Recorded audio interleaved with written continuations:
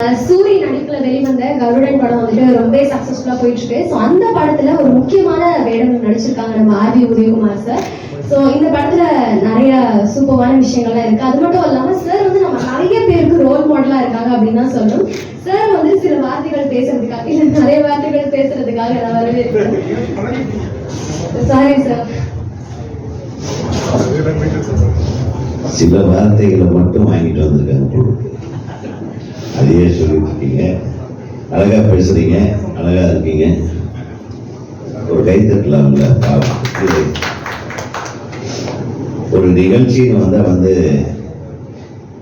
ஏதோ ஒரு சில விஷயம் அழகா இருக்கும், புரியுதா? ஆனா இங்க பார்க்கறதுல வந்து எனக்கு ரொம்ப அழகா தெரியுது பத்திரிகை ஊடக நண்பர்கள் தான். ஏன்னா ஒண்ணு இல்லை, ஒரு சின்ன கேரக்டர்ல நடிச்சதையே என்ன நல்லபடியா நீங்க எழுதுனதுனால நிறைய பேர் என்னை வந்து போன்ல தொடர்பு கொண்டு நல்லா நடிச்சிருக்கீங்க. நான் நடிக்கவே இல்லை, சும்மா ஜஸ்ட் லைக் தட் அப்படியே பேசிட்டு வந்தேன். இப்போ அதுதான் நடிப்புங்கிறாங்க போல இருக்கு.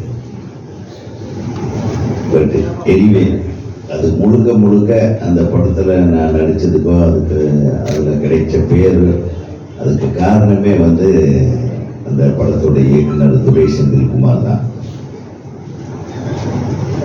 உங்களுக்கு மீண்டும் எனது இரு கரம் கூப்பி எனது நன்றியை தெரிவித்துக் கொள்கிறேன்.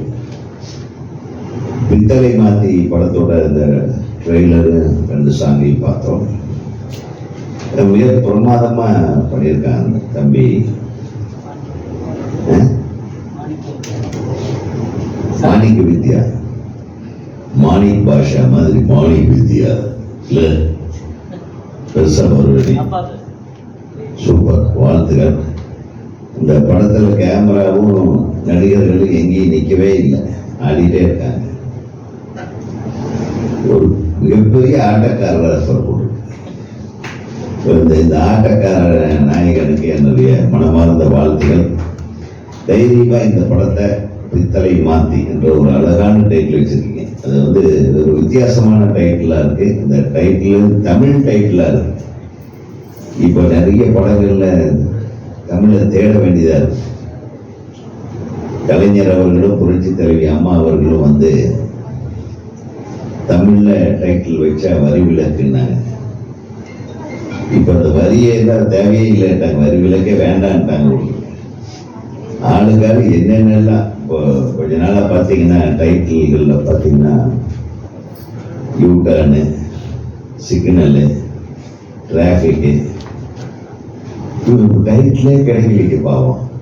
ரோட்ல வரும்போது ரோட்ல யூட்டர்ன் வருது, சிக்னல் வருது, இப்படி எல்லாம் டைட்டில் வைக்கிறாங்க.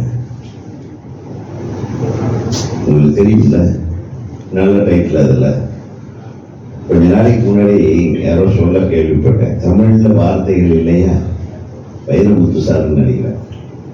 தமிழ்ல இவ்வளவு அழகான வார்த்தைகள் இருக்கு. நல்ல பித்தளை மாத்தி அப்படின்னு ஒன்று வச்சிருக்காரு. அது அந்த டைட்டிலுக்காக நான் உங்களை தமிழ்ல டைட்டில் வச்சதுக்காக வாழ்த்துறேன். 2வது இவரோட சன்னு, ஒரு பேரு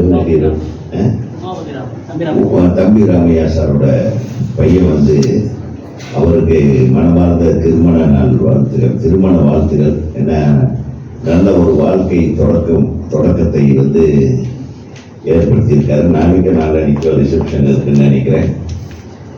பட் ஒரு கல்யாணத்துக்கு பின்னாடி ஒரு பெரிய மாற்றம் வரும்னு நினைக்கிறேன். எப்படி திருமணத்துக்கு பின்னாடி தான் எனக்கு கூட என்னுடைய முதல் படம் ரிலீஸ் ஆயிடுச்சு. திருமணம் 21, ரிசப்ஷன் 24, என் படம் முதல் படம் ரிலீஸ் 26. 2 நாள் டிஃபரன்ஸ்ல படம் வெற்றி அடைந்து விட்டது. என்னை விட என் பொண்டாட்டிக்கு பேர் கிடைச்சிச்சு. அந்த மாதிரி ஐஸ்வர்யா அனைத்து ஐஸ்வர்யங்களையும் வழங்கும் விதமாக தம்பி ராமையா அவர்களுடைய புதல்வர் இந்த படத்துல நிக்காம நடிச்சிருக்காரு. என்ன துள்ளல், அந்த இளமை மாறாமல் இளமை வேகத்தோடு இந்த துடிப்போடு ஒரு ஷாட்ல கூட அந்த தம்பி நம்ம நிக்கல.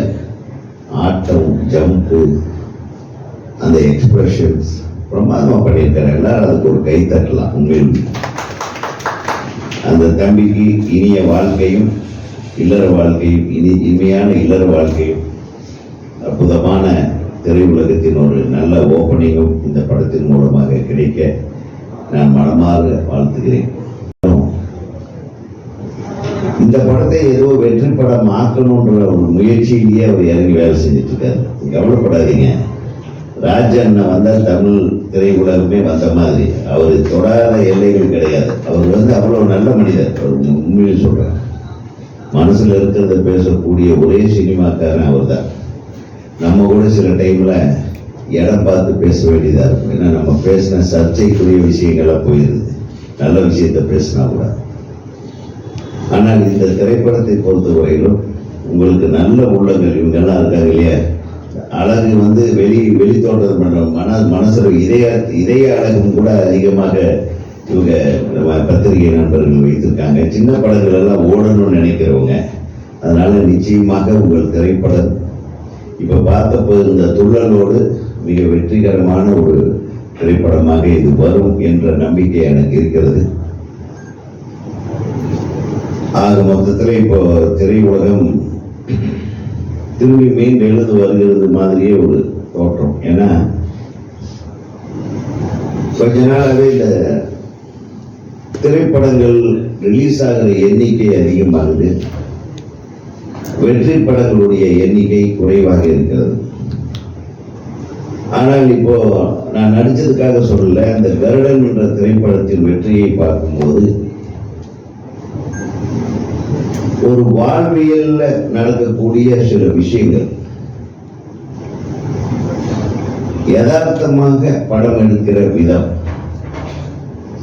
அது மக்களோடு மக்களாக ஒன்றி போய் பார்க்கிற ஒரு படமாக எடுக்கப்பட்டதன் காரணமாக அந்த காலத்தில் நம்மளாம் எடுத்தோம். நம்ம படங்கள் கிழக்கு வாசல் போன்ற படங்கள்லாம் இந்த யதார்த்தத்தோடவே இருக்கும். கதையும் கதைக்களமும் கதாநாயகர்களும் அவர்களுடைய நடிப்பும் கதாபாத்திரங்களுடைய பிணைப்பும் அதை பின்னி வரக்கூடிய காட்சிகள் கூட அந்த கதையோட்டத்தோடவே இருக்கும். அந்த கதையோட்டத்தோட ஒரு சொல்ற விஷயத்தை ஒரு மிக நாகரிகமா சொல்லியிருந்தார் அந்த டைரக்டர். யாரோ ஒரு விமர்சனத்துல கூட ஒருத்தர் ரொம்ப அழகா எழுதியிருந்தீங்க, உங்க நண்பர்கள்ல யாருன்னு தெரியல, கர்ணனை விட இந்த சூரிய கதாபாத்திரம் அருமையான கதாபாத்திரம். ஓகே, கர்ணன் கூட செஞ்சோற்று கடனுக்காக சேராத இடத்திலே சேர்ந்து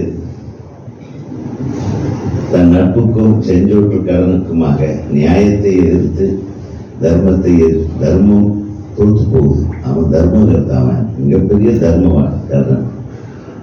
ஆனால் இந்த சூரியன் கதாபாத்திரம் அந்த உண்மைக்கும் விசுவாசத்துக்கும் நடுவில் அவன் உண்மை பக்க தர்மத்தின் பக்கம் நிற்கிறான் பாருங்க. அது ஒரு உயர்ந்த ஒரு கதாபாத்திர படைப்பா இப்போ எல்லாராலும் பேசப்பட்டு கொண்டிருக்கிறது என்றால்